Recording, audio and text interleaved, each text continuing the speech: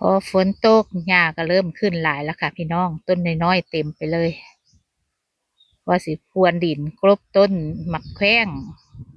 กิ่งตอนหลากหลายก็เลยมีความคิดใส่ปุ๋ยไปน้ำค่ะแล้วก็พรวนดินพรวนหญ้ากลบโคนต้นจังบ่ได้เสียหลายรอบเนาะเสียเวลาหลายรอบเอารอบเดียวไปเลยฝนตกดินก็แน่นขึ้น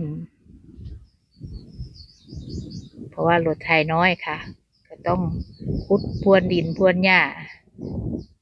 ให้ต้นหมากแข้งต้นเงาะต้นฝรั่งมั่งหั่นล่ะค่ะ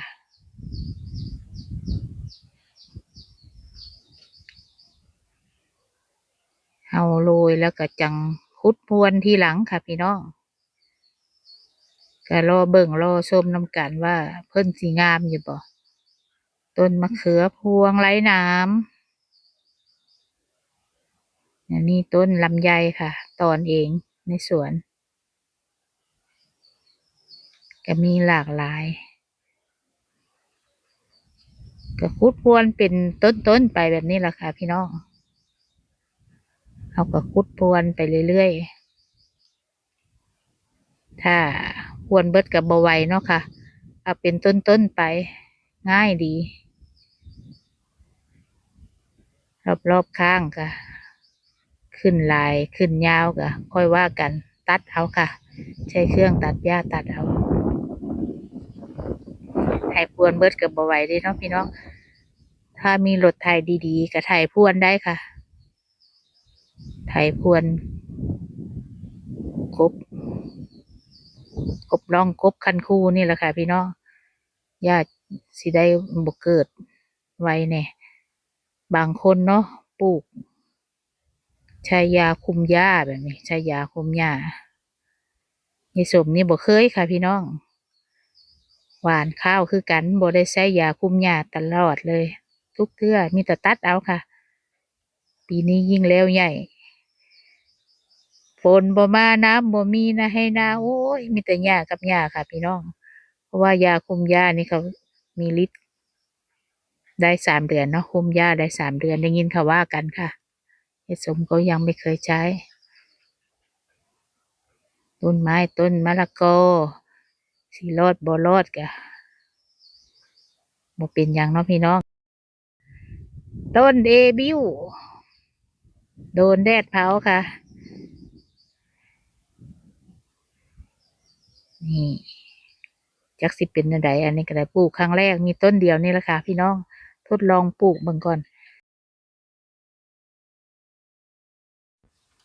ถั่วฝักยาวก็พอได้เก็บกินค่ะพี่น้องเก็บใส่พัดเอาไปนึ่งก็ปลูกไว้ทั่วปูพี่น้องที่แห้งๆอันนี้ก็ถั่วฝักยาวเนาะนี่บ่ได้มีใบเป็นแต่อยากหัวบ่มีใบก็มีหน่วยเซ้ยเห็นบ่พี่น้องทั่วภูนี่ที่เห็นขาดแห้งๆนี่ตอนแรกก็นึกว่าตาเพิ่นดึงบ่ได้แท้พี่น้องเบิ่งเอานี่ตาข่ายงัวน้อยเข้าสวนทะลุตาข่ายมาเข้าสวนนั่นออกสวนนี่โอ้ยคักหญ้าพันหลายบัดนี้ในสวนเนาะเขียวงามหญ้าอ่อนๆนี่ทั้งเครือถั่วทั้งถั่วบ่เป็นหยังค่ะพี่น้องเล็กๆน้อยๆปลูกไว้แค่2-3 หลุมค่ะพี่น้องถั่วฝักยาวพอได้เก็บกินเข้าสวนมะแขว้งเบิ่งก่อนค่ะตอนนี้กำลังติดหน่วยเริ่มหลายขึ้นเล็กน้อยเพราะว่ายายสมตัดแต่งเยอะเกินไปบ่ดีค่ะพี่น้องตัดแต่งมากเกินไปเพราะว่าเพื่อสิแตกแขนงออกดอกออกหน่วยใหม่ค่ะเสียเวลาในการเก็บเกี่ยวค่ะบ่ได้เก็บต่อเนื่องสู้ต้นที่บ่ได้ตัดแต่งได้ค่ะที่บ่ได้ตัดแต่งน่ะสิได้เก็บเรื่อยๆอยู่แต่ว่าปริมาณสิลดลงค่ะพี่น้องก็บ่เป็นหยังเนาะขอแต่ได้เก็บต่อเนื่องค่ะพี่น้อง หลายคนก็ไล่ว่าเฮาก็ลองผิดลองถูกไปเรื่อยๆนี่แหละค่ะสรุปแล้วก็คือบ่สู้ต้นที่ไม่ตัดแต่งสิได้เก็บไปเรื่อยๆถึงเฮาสิตัดแต่งก็ตัดแต่งเล็กน้อยไม่ต้องตัดแต่งเยอะยายสมบางต้นเอาเบิดต้นบ่ได้เก็บจักเทื่อรอแล้วรออีกสิได้ออกไปด้านนอกอีกแล้วค่ะพี่น้องบัดนี้อันนี้คลิปที่ถ่ายทำไว้เนาะก็ยังบ่ได้ลงง่ายพอสิออกไปกินข้าวเที่ยงค่ะข้าวเที่ยงก็เกือบบ่ายแล้วต้นกล้าลำไยปิงปองค่ะยายสมพ่อเม็ดไว้ได้2 ต้นค่ะมาแล้วก็คันเขียวนะพี่น้องเสียบใบล่างออกระเบ้อยายสมเจอใบล่างเป็นเครื่องในตานะเห็นแล้วมีแต่อยากเอาออกสีได้โล่งๆป่งใบออกใหม่แตกใบแตกแขนงออกเนาะพี่น้องเอาออกดีกว่าเอาปุ๋ยใส่แล้วก็ขุดพรวนดินค่ะพรวนหญ้าพรวนดินต้นน้อยๆนะจังง่ายในรอบต่อไปหญ้าก็สิบ่ได้ยาวเนาะเพราะว่าหน้าฝนหญ้าหลายฝนบ่ตกมากอ่ะเพราะนั้นอันนี้มันตกเรื่อยๆตกลินตกทีละเล็กละน้อยบ่ตกกระดอกกระเดี้ยค่ะน้ำในไหนาก็ยังบ่มีอยู่บรรยากาศในสวนเขียวไปทั่วเลยสวยงามด้วยหญ้ายังบ่เสร็จค่ะพี่น้องสิไปได้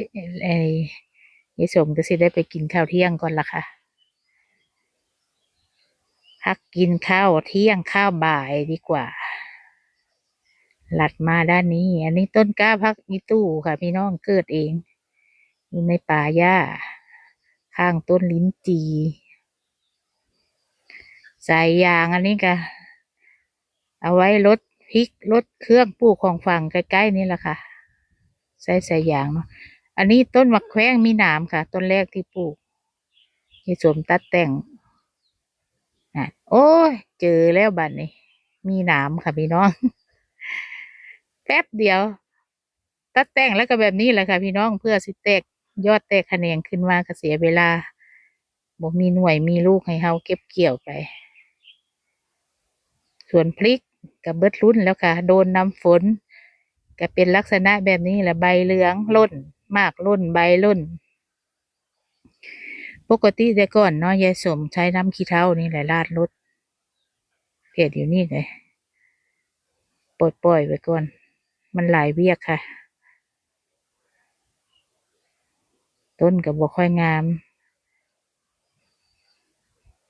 ช่วงนึงล้มมาด้านทางหน้านี่แหละค่ะเพราะว่ายายสมทำข้างด้านเดียวเนาะเห็ดข้างเดียวนะแต่ก่อนจักเห็นได้แต่ก่อนว่าสิปล่อยแล้วผัดอีต้นพริก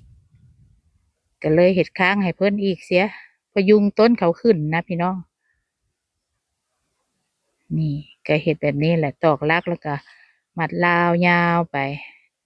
คู่ขนานกับอันแรกค่ะ2 ด้านเลยบัดนี้อันนี้เห็ดด้านเดียวนะแต่ก่อนลมตึ้งมาด้านหน้าค่ะตอนแรกก็ว่าจะทิ้งไปแล้วผัดเสียดายบัดนี้ก็เลยทำค้างไว้อีกก็เก็บกินต่อไปได้อีกเล็กน้อยก็ว่าจะเอาออกอยู่เนาะเพราะว่ารกเกินไปหน้าบ้านต้นมะฮุ่งค่ะ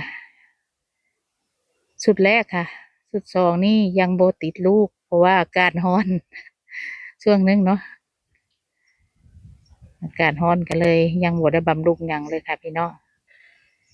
ต้นนี้ก็เป็นทรงคืออยากล้มเนาะยายชมก็เลยเอาเสือกมัดฟางก้อนนี่แล้วมาดึงผูกใส่แสวไว้ค่ะและเช้าในวันต่อมาค่ะพี่น้องยายชมสิให้เบิ่งเด้อต้นที่บ่ได้ตัดแต่งค่ะช่วงเช้านี่ฝนตกปรินปรอยๆพอดีเย็นค่ะพี่น้องอันนี้คือต้นที่บ่ได้ตัดแต่งค่ะก็มีหมากมีหน่วยให้เก็บเรื่อย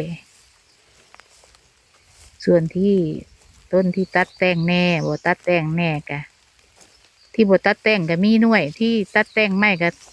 แตกยอดแตกแขนงขึ้นมา บางแขนงบาง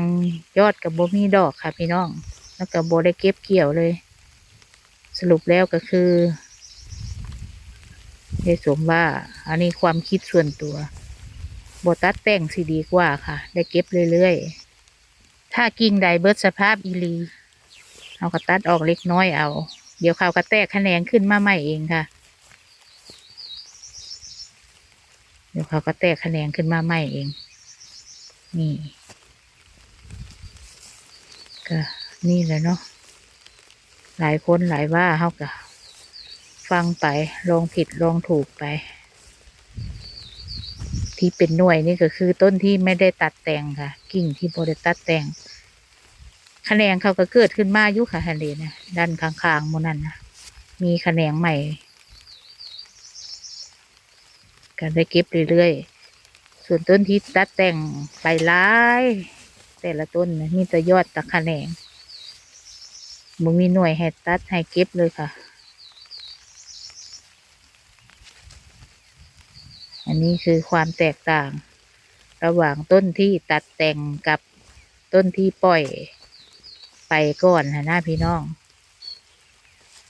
ก็เลยเก็บผลผลิตบ่ต่อเนื่อง บรรยากาศฝนตกรินยามเช้ากับว่าให้การฟังค่ะ จากประสบการณ์ณปัจจุบันอันนี้ก็แล้วแต่ความหมักความชอบของแต่ละบุคคลนำเนาะค่ะพี่น้อง